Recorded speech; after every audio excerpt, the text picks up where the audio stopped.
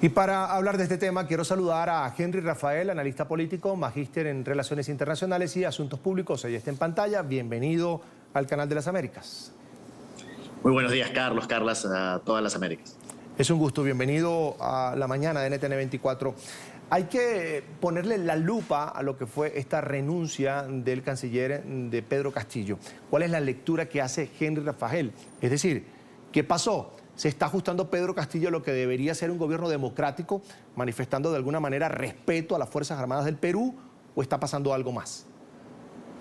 A ver, te agradezco la pregunta porque creo que hay que dimensionar efectivamente qué es lo que está pasando al interior del gobierno de Pedro Castillo. Hoy el gobierno del señor Castillo es un gobierno de una alianza política entre su partido, que es Perú Libre, que lo lidera el señor Vladimir Cerrón, y un grupo de la izquierda llamada progresista que es, digamos, conformada por los grupos afines a la ex candidata Verónica Mendoza.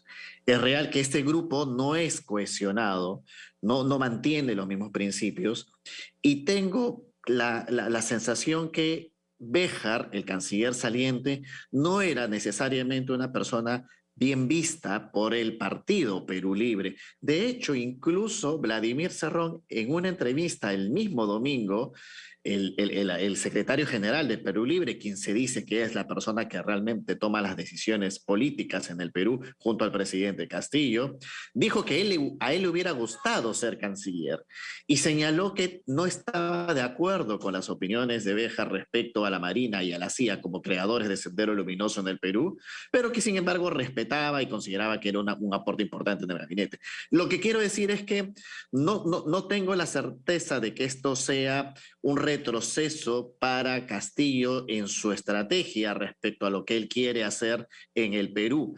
Siento más bien que es un ajuste interno en el gabinete y una suerte de aprovechamiento del lado más político del partido de Perú Libre, del señor Cerrón, del premier Guido Bellido, para poder más bien colocar un ministro que ellos quisieran que sea.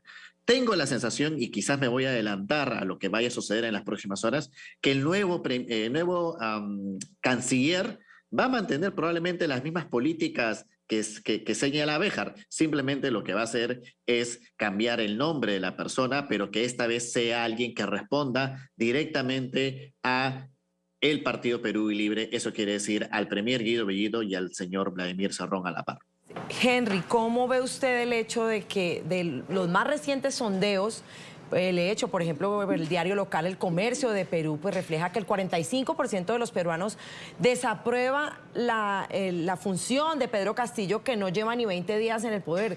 Creo que tradicionalmente en los últimos 20 años que se han hecho sondeos en el Perú es la primera vez que un presidente con tan poco tiempo en el cargo supera la desaprobación que la aprobación. ¿Cómo puede lidiar un presidente esto en tan pocos días?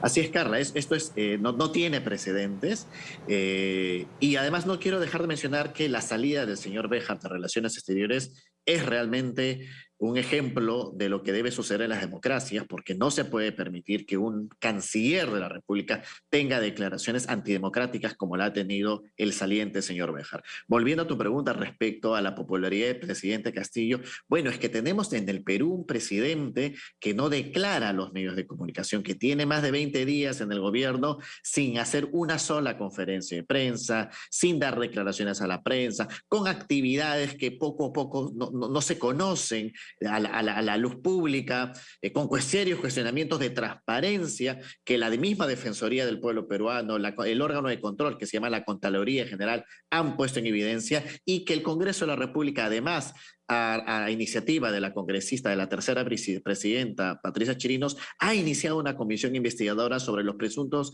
delitos o ilegitimidad de actividades del presidente, que comenzó a despachar fuera de Palacio de Gobierno. Entonces, genera un clima de desconfianza entre la ciudadanía, pero por un factor principal, la economía. En el Perú, la economía está sufriendo una crisis muy alta. Todos los precios han subido más del 20 o el 30%. El dólar no baja y efectivamente hoy en la canasta familiar, en el día a día de la ciudadanía, se está sintiendo digamos, la claridad de lo que se llama la repercusión de la crisis política en la crisis del bolsillo ciudadano. El Perú, Rafael, señor Henry, tiene muchos años en crisis y pareciera que con este gobierno de Pedro Castillo se ha prolongado esa crisis. ¿Ve posible y ve cercano esa vacancia del presidente Pedro Castillo? Porque es una de las alternativas políticas que existe en el Perú, ha pasado recientemente y eso está sobre la mesa ahora mismo. Bueno, es una alternativa que siempre puede ser dolorosa, sobre todo en democracias frágiles como la que estamos teniendo en el Perú, de tener que cambiar presidentes de la República por decisiones congresales y que eventualmente afectan el normal desarrollo de un sistema democrático, que es cambio de presidentes cada 5 años. Esa decisión creo que todavía va a estar en función a lo que el presidente de la República decida, si es que va a haber más cambios de ministros. Ojo que ayer el premier dijo que habría cambios para la mejor marcha del país. Él no habló de uno, habló de varios. La pregunta será, ¿cambiarán a varios ministros cuestionados por su inexperiencia en el manejo de lo público y sus graves crisis de corrupción, como ustedes lo dijeron al inicio del programa?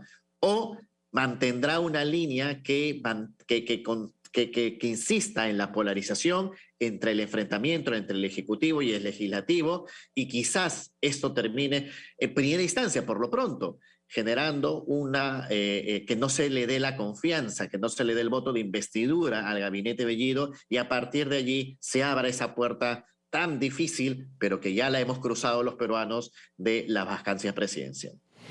Bueno, Henry, y la otra cara de la moneda, digamos que muchos hablan también que podría ser una estrategia de Castillo de que no le den el voto de confianza por parte del Congreso y poder disolver el Congreso, teniendo en cuenta que está controlado por la derecha, por la oposición a Castillo.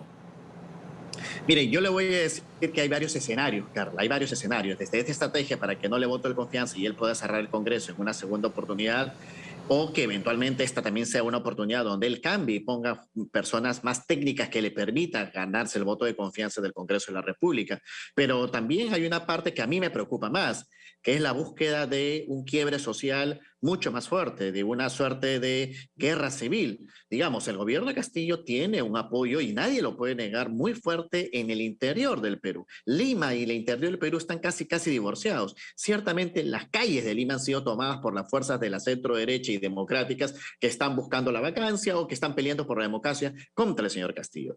Pero nada le costaría al premier de la República, al presidente del Consejo de Ministros, presentarse el 26 de agosto en el Congreso de la República con 3 proyectos de ley de expropiación de empresas, de que se bajen los sueldos de los congresistas, o un proyecto de ley o de la Asamblea Constituyente respaldado por otra masa popular que genere que el Congreso diga que no porque es antidemocrático, anticonstitucional, y que en las calles se genere una explosión que ya la hemos vivido en países como Chile, como Paraguay, que incendiaron el Congreso, o en el mismo Colombia, donde hemos tenido explosión social, enfrentamiento, y que obligue al Estado, al Ejecutivo, al gobierno del señor Castillo, a que democráticamente, porque lo permite la Constitución, a tomar lo que se llama el estado de sitio. En ese momento, el estado de sitio quita derechos de todos los ciudadanos y entramos nuevamente a la línea muy delgada de lo que va a hacer el Congreso, si es que lo va a vacar o si el presidente cierra el Congreso de manera inmediata a raíz de este posible escenario de confrontación y guerra civil y de un posible estado de sitio que facilite las cosas de un gobierno antidemocrático, o por lo menos un gobierno autoritario, como puede ser uno de los escenarios que a mí personalmente me preocuparía mucho si es que nos estamos acercando a ese escenario. Bien, en pantalla Henry Rafael, analista político, magíster en Relaciones Internacionales y Asuntos Públicos. Como siempre es un gusto contar con usted. Una muy buena mañana. Muy buenos días a todos ustedes.